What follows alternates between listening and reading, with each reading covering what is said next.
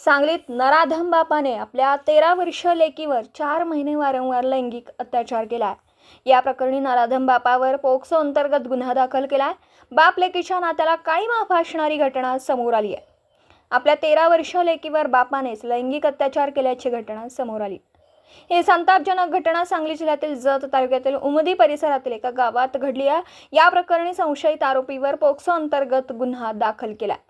तसेच पोलिसांनी आरोपी बापाला अटक केली आहे। या प्रकरणानंतर परिसरात खळबळ उडाली आहे। जत पूर्व भागातील एका गावात 13 वर्षीय पोटच्या मुलीवर बापानेच लैंगिक अत्याचार केलाय।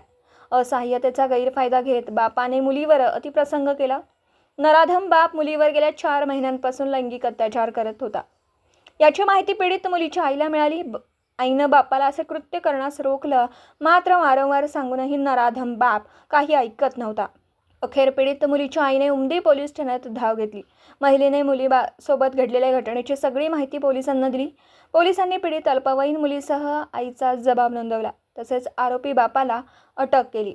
अटक केल्यानंतर नराधम बापाने आपल्या कृत्याची कबुली दिली। तसेच आरोपीवर पोक्सो अंतर्गत गुन्हा दाखल केला। या प्रकरणानंतर परिसरात खळबळ उडाली आहे।